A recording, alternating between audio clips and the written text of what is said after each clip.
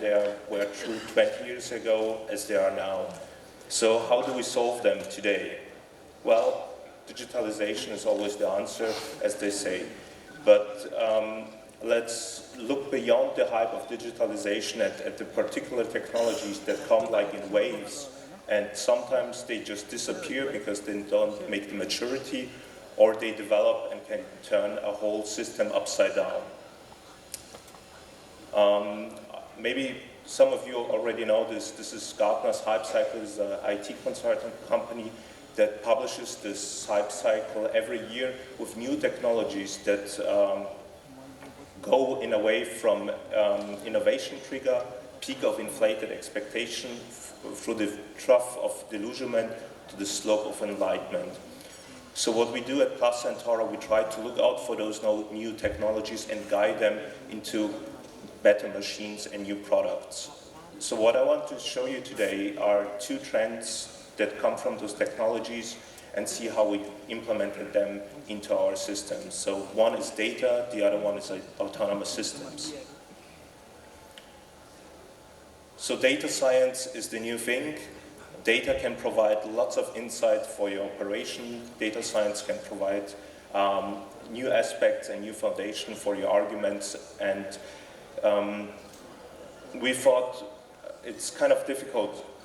You probably work with Plus Centaura and you know that our company is really devoted to machines. And you need special skill sets to build a company that builds perfect machines. And we realized that those skill sets are not the perfect skills and talents to provide IT system. So we founded a subsidiary, PT Connected, that is built around those talents that just work great with data, work great with or with connectivity. And it's quite amazing what you can set up if you just leave that room open and see how you can get those talents to work and what insights they can provide you. And I was really fascinated by the topics they covered and insight they gave us into our machines with defect analysis, incident dependencies, and many more analytics that we try to implement into our machines. So what I want to do, give you a short insight into the products that we developed from the Datamatic.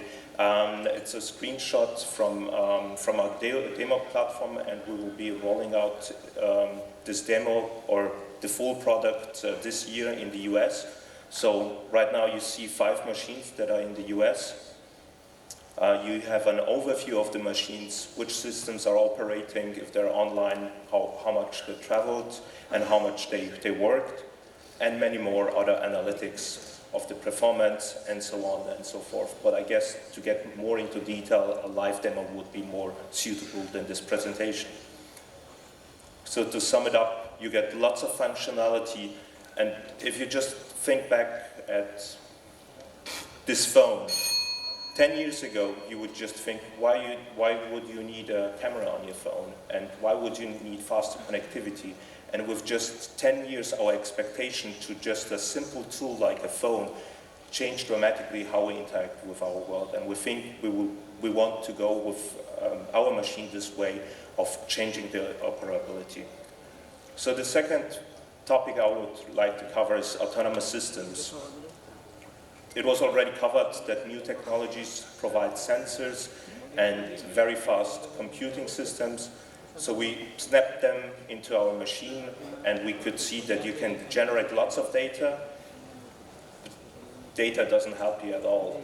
You need information, and you need to trigger actions from that data. So we implemented those, detecting objects and the insights that we get into our machine, and developed the assistance system, which guides the machine through a turnout. And a nice byproduct is that you get all your assets scanned. And I would like to show you this video that demonstrates the assistance system.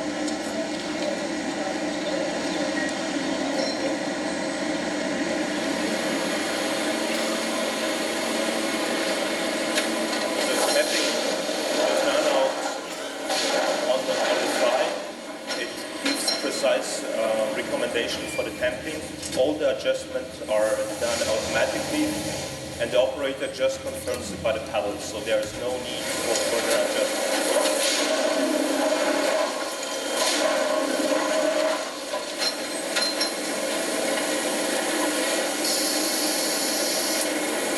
So even the third lining unit is adjusted accordingly,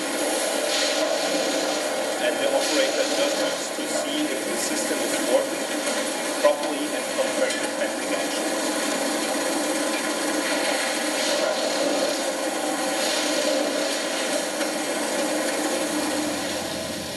And afterwards you get, as a benefit byproduct, you get a whole scanned turnout that you can implement in your asset management system. And all the actions that were carried out, which were recommended, what was actually done.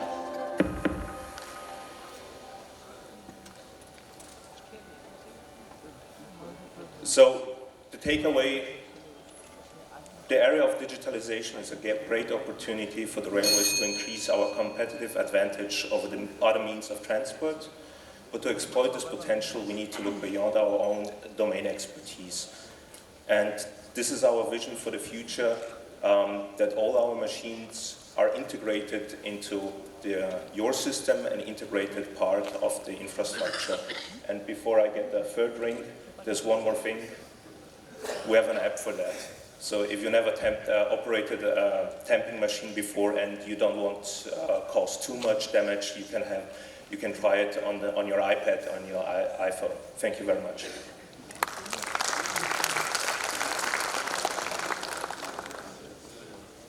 Thank you, Mr. Wilczek. There is no third ring. After second ring, it is up to you. The next speaker is Mr. V.N. Singh. He is a permanent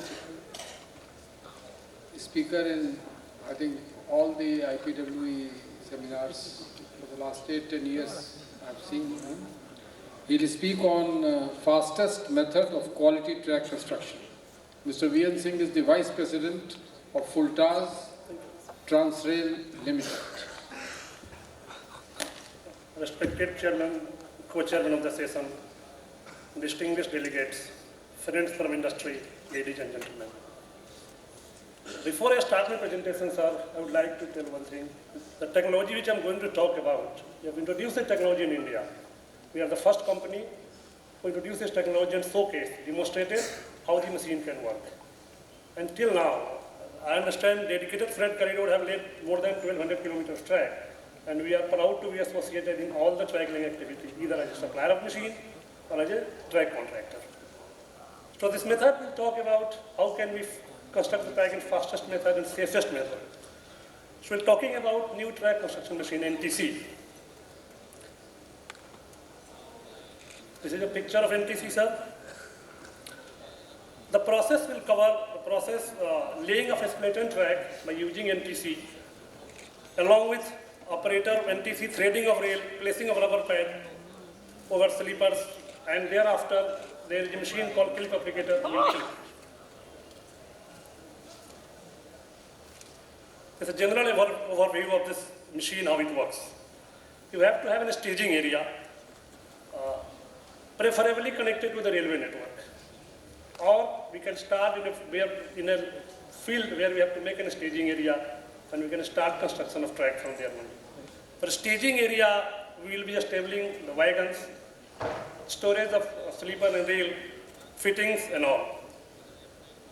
We propose to have a staging area gantry, 21 synchronized gantry we propose to loading and unloading of rail if the rail is coming from the rail plant.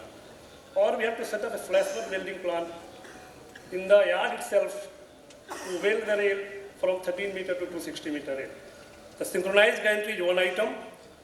Then we are having utility vehicle. Utility vehicle is very useful in Indian Railway, and we are using this UTV as a prime mover to pull this entire consist and lay the track also. And we have to have an office area, proper lighting and all. We don't want to discuss all this, sir, because I know the time limit. The sleeper are produced as per the approved design. Sleeper are stacked suitably in the yard.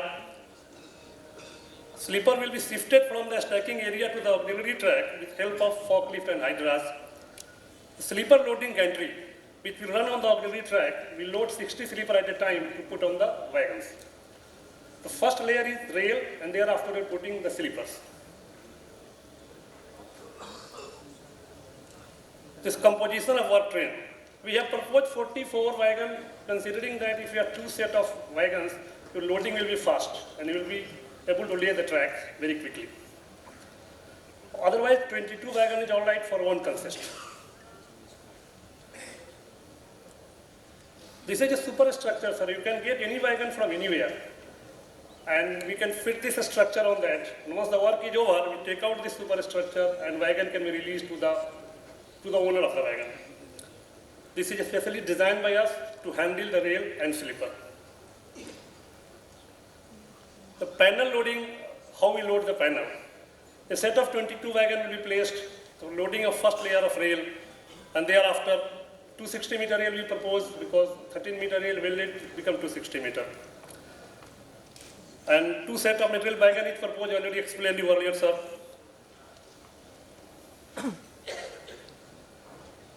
Track laying process is given here, sir. We have given some picture how the track laying will start.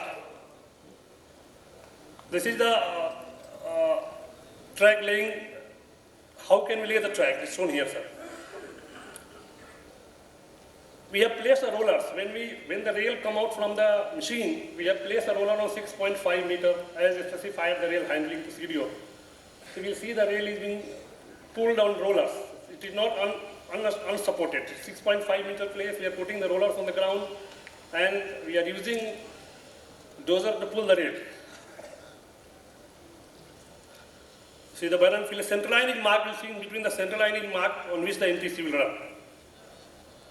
These are the rollers, sir.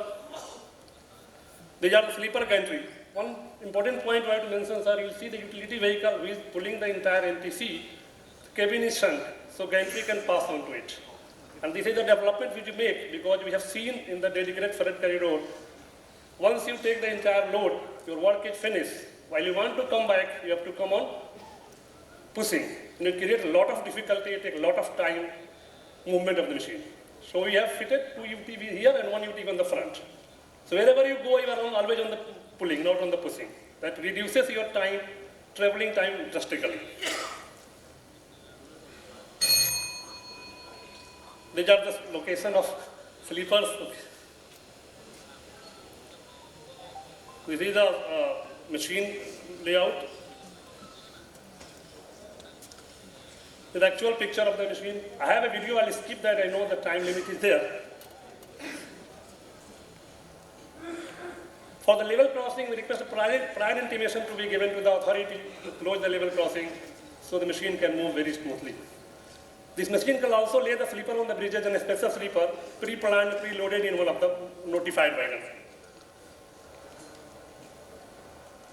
And laying of track on bridges already explained you. This process requires expert supervision and the team who understand the track, traffic also, with a lot of movement, lot of depot activities there. So we've given whoever is required what activity they will do. The general safety and all given, all the safety data.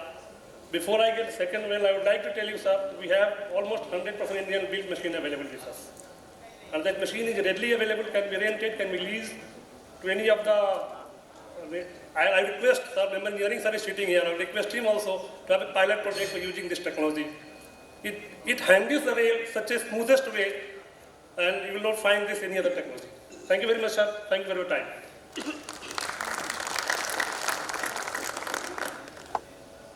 Thank you, Mr. Singh, for a very informative presentation. Also, a very good business development presentation. Now I call upon Mr. Cesare Sanatanera, CEO of DMA Italy, and his presentation will be mitigating switch derailments using automated inspection solutions. Mr. Sanatanera.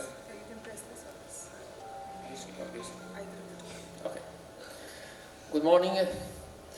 I go first to the key issue, reducing derailments in switches. Obviously, we know most derailments in the world happen in switches.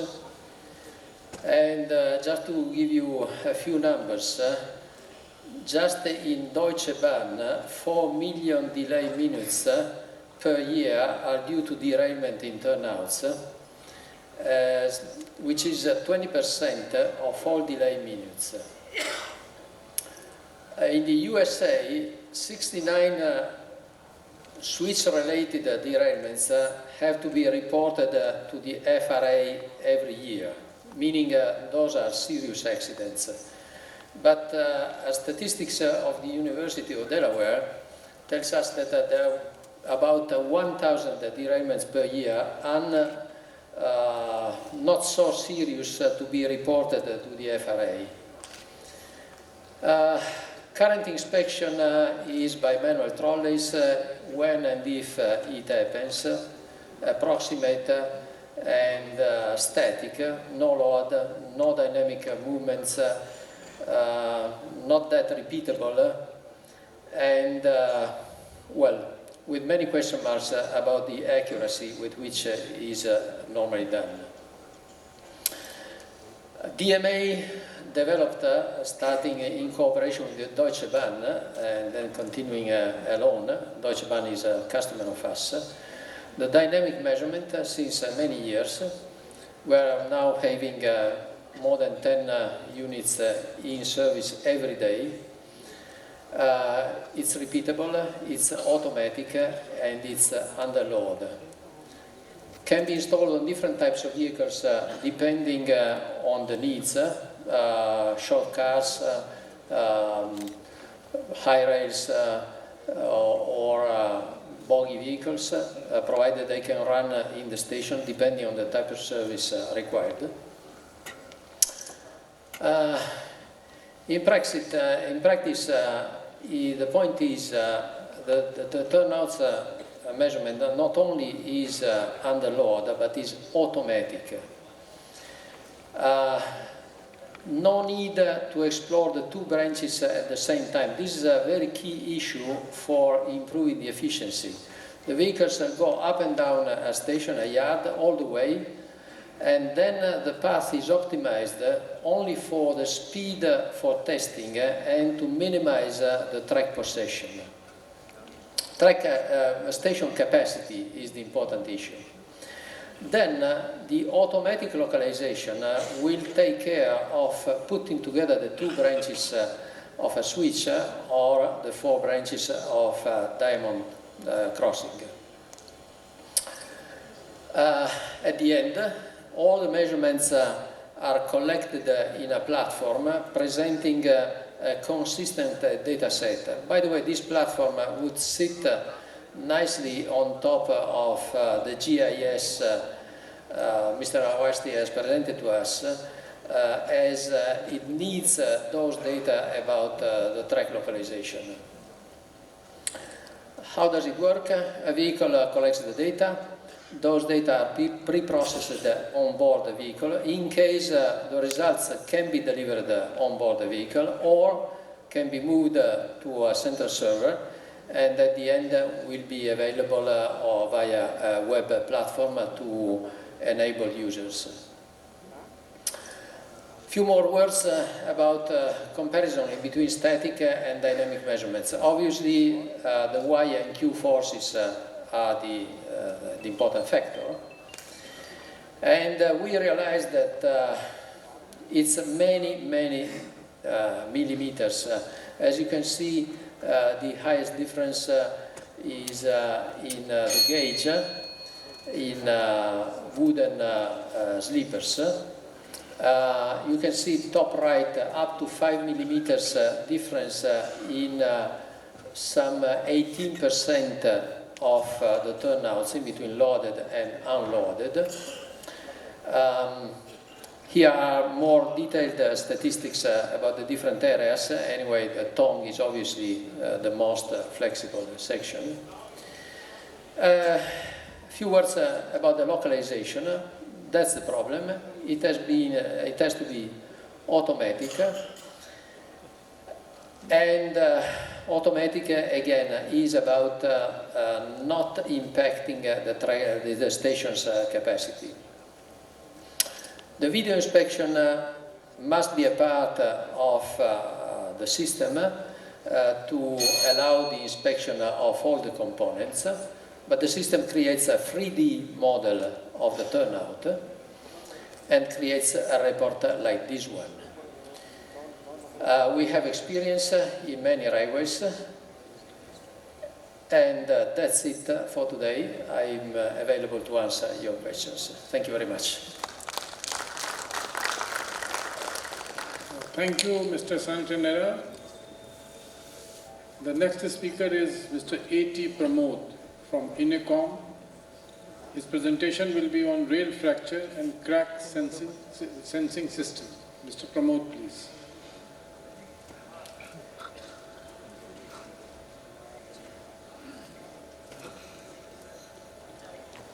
It has been told many times that the questions may be addressed to the chair. I am from Rail Tech Infrastructure Private Limited. I am representing Mr. Haluk Gokman from INECOM.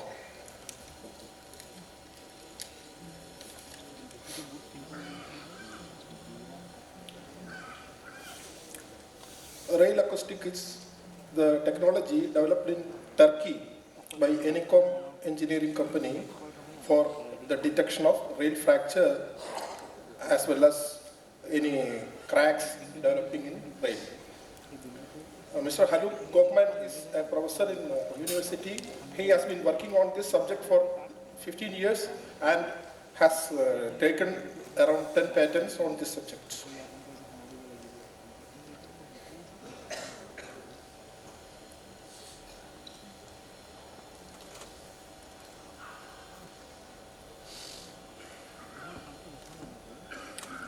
Due to time constraint, I'm just I tailored this for 5 minutes. I will go to the working principle and tell you about the test conducted in Turkey and some advantages.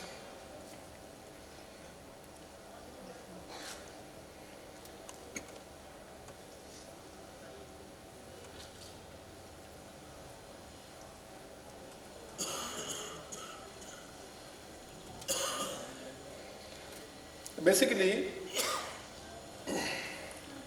its sound signal is injected to the track at one end, and another end, around approximately 2 kilometers far, there is the signal sensing unit, which senses the signal, and each unit is called a node, which has signal generator and signal detector 1 meter apart, and another 2 kilometers away there is a signal generator and signal sensor detector.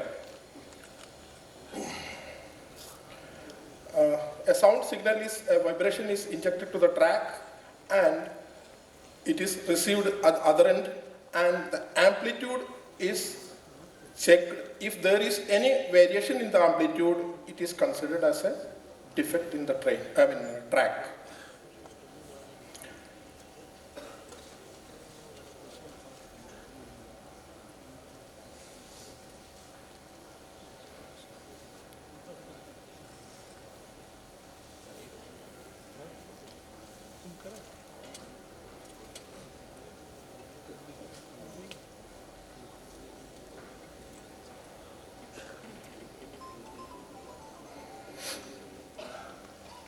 These are the major components of the system. As every system, it has instrumentation like sensors attached to the track. You doesn't need any track drilling or anything. That sensor is attached to the track, and the communication, either it can be optical fiber or you can use RF for communicating between the nodes, and you have a central processing unit, and instrumentation, communication, and artificial intelligence. These are the 3 constituents of the system, and this is actually a live monitoring. The sensor is continuously listening to the sound being propagated through the track because of many events, whether train movement or anything happening on the track, or any cracks development or anything.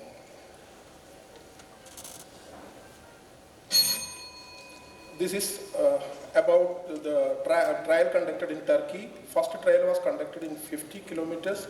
That's between the speed line Ankara and Konya.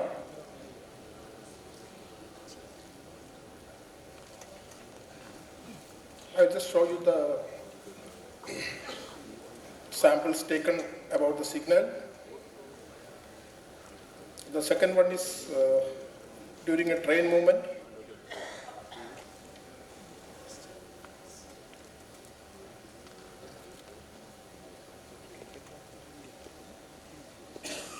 This is a trial, a test done by cutting the rail. And it's another test by cutting the rail.